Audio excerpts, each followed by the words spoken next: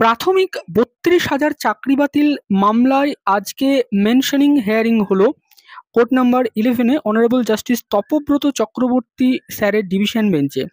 তো আজকে এই মেনশনিং শুনানিতে মহামান্য বিচারপতি কি বললেন, কবে থেকে এই যে প্রাথমিক ৩২,০০০ চাকরি বাতিল মামলা তার শুনানি শুরু হবে, পিটিশনারদের আইনজীবীরা কি জানালেন এবং যে সমস্ত ইন সার্ভিস টিচার যাদের চাকরিটা চলে গিয়েছিল তাদের আইনজীবীরা কি বললেন, তো এই সমস্ত বিষয়ে আজকের এই ভিডিওতে আমি আলোচনা করার চেষ্টা করব। অনুরোধ করব আপনারা এই ভিডিওটি পুরোটা দেখবেন, কোনো অংশ স্কিপ না করে, এবং আমাদের চ্যানেলে নতুন হলে এই ধরনের আপডেট পাওয়ার জন্য অবশ্যই চ্যানেলটি সাবস্ক্রাইব করে রাখবেন। দেখুন, প্রাথমিকের যে ৩২,০০০ চাকরি বাতিল মামলা, সেই মামলাটি অনারেবল জাস্টিস সৌমেন সেনের এজলাসে অ্যাসাইন করা হয়েছিল, কিন্তু অনারেবল জাস্টিস সৌমেন সেন সেই ম্যাটারটিকে রিলিজড করে দিয়েছিলেন এবং প্রধান বিচারপতির কাছে পাঠিয়েছিলেন। এরপরে প্রাথমিক ৩২,০০০ মামলাটি আবার মানে নতুনভাবে বেঞ্চ অ্যাসাইন হয় কোর্ট নাম্বার 11-এ অনারেবল জাস্টিস তপব্রত চক্রবর্তীর ডিভিশন বেঞ্চে। তো সেই মামলাটি একদিন মেনশন হয়েছিল। এরপরে অনারেবল জাস্টিস সেখানে তখন বলেছিলেন যে সমস্ত পার্টিকে নোটিশ সার্ভ করতে। এরপরে আজকে কোর্ট নাম্বার 11-এ যখন অনারেবল জাস্টিস তপব্রত চক্রবর্তীর এজলাস যখন বসলো, ঠিক তখন অরিজিনাল রিট পিটিশনারদের আইনজীবী মিস্টার তরুণ জ্যোতি তিওয়ারি তিনি বললেন যে মাই লর্ড, আমরা একটি ম্যাটার মেনশন করতে চাই রিগার্ডিং 32,000 যে জব ক্যান্সেলড প্রাইমারি, সেই ম্যাটারটি, যে ম্যাটারটি আপনার বেঞ্চে অ্যাসাইন করা হয়েছে এবং এর আগে অন্য পার্টিরা আপনার বেঞ্চে এই ম্যাটারটিকে মেনশন করেছিল।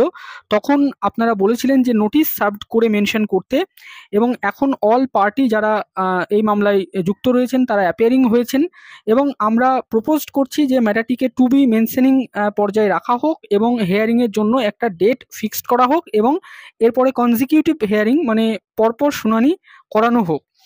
তো অনারেবল জাস্টিসকে এই বক্তব্যটি বললেন প্রথমে মিস্টার তরুণ জ্যোতি তিওয়ারি।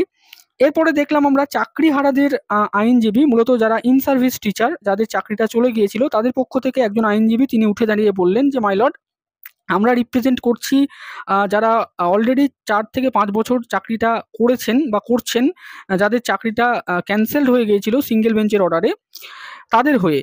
তো মহামান্য বিচারপতি তপব্রত চক্রবর্তী এই সময় তিনি বললেন যে উই আর রিপ্রেজেন্টিং এভরিবডি, এবং তিনি হাসলেন যে তিনি সবাইকে রিপ্রেজেন্ট করছেন এটা বোঝাতে চাইলেন।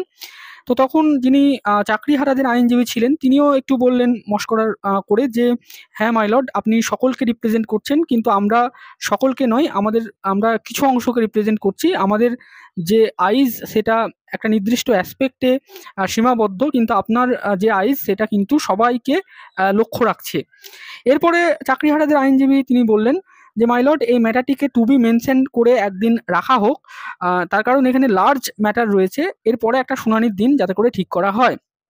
তখন মহামান্য বিচারপতি জিজ্ঞাসা করলেন যে কত ম্যাটার রয়েছে।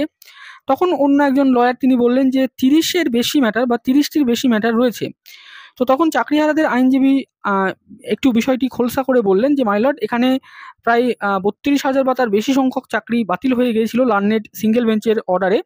তো সেই সিঙ্গেল বেঞ্চের অর্ডারে চ্যালেঞ্জ করে ডিভিশন বেঞ্চে যাওয়া হয়, ডিভিশন বেঞ্চ থেকে স্টে দেওয়া হয়েছিল, কিন্তু নতুন করে ইন্টারভিউ নেওয়ার ব্যাপারটিকে স্টে দেওয়া হয়নি। এরপরে সুপ্রিম কোর্টে যাওয়া হয়, সুপ্রিম কোর্টে নতুন করে ইন্টারভিউ নেওয়ার ব্যাপারটিকে সেট অ্যাসাইড করে দেওয়া হয়েছিল, এবং তারপরে আবার ডিভিশন বেঞ্চে ফেরত পাঠানো হয় এই ম্যাটারটিকে হেয়ার আউট করার জন্য। এই সময় মহামান্য বিচারপতি বললেন যে দেখুন, আমরা চেয়েছিলাম যে যত পার্টি রয়েছে তাদের প্রত্যেককে যেন নোটিশ সার্ভড করা হয়, তার ফলে আমরা এই ম্যাটারটিকে যাতে করে শুনানির জন্য একটি দিন ফিক্সড করতে পারি। পিটিশনারদের লয়ার তিনি বললেন যে মাই লর্ড, প্রত্যেকটি পার্টিকেই নোটিশ সার্ভড করা হয়েছে। তো মহামান্য বিচারপতি তখন বললেন যে ঠিক আছে, then we can fixed a date for hearing, তাহলে আমরা একটা ডেট ফিক্সড করছি হিয়ারিংয়ের জন্য। তখন লয়ার যিনি ছিলেন তিনি বললেন যে মাই লর্ড, একটা দিন শুধুমাত্র টু বি মেনশন করে রাখা হোক। যারা চাকরিহারাদের লয়ার ছিলেন তাদের পক্ষ থেকে একজন বললেন, তার কারণ সেই দিন যাতে করে সবাই উপস্থিত থাকে এবং সেই দিন শুনানির দিন যাতে করে ঠিক করা হোক। মানে তারা বলতে চেয়েছিলেন যে শুনানির দিনটা যাতে ফিক্সড না করা হয়, শুনানির দিন ফিক্সড করা হোক অন্য ডেটে, কিন্তু একটা দিন যাতে করে সকলকে অ্যাসেম্বল করা হোক, অর্থাৎ সকলকে সমবেত বা জড়ো করা হোক, তারপরে শুনানির দিনটা যাতে করে দেওয়া হয়। মহামান্য বিচারপতি তখন বললেন যে এখানে তো প্রত্যেকেই আছেন। তখন একজন আইনজীবী বললেন যে সেটা আমরা আশ্বস্ত করতে পারছি না, কারণ এখানে প্রচুর লিটিগ্যান্টস রয়েছেন। মহামান্য বিচারপতি তখন বললেন যে সমস্ত কিছু তো আমাকে অ্যাসাইন করা হয়নি। তখন একজন আইনজীবী বললেন যে না মাই লর্ড, এন্টায়ার ব্যাচকেই কিন্তু এখানে অ্যাসাইন করা হয়েছে। তো এরপরে একজন লয়ার বললেন যে লর্ডশিপ, ঠিক আছে, শুনানির দিন ফিক্সড করুন। আমাদের প্রথমে যে আমরা যেটা বলছিলাম যে একটু অসুবিধা আছে, সেই অসুবিধা আমাদের নেই, আমাদের কোনো সমস্যা নেই।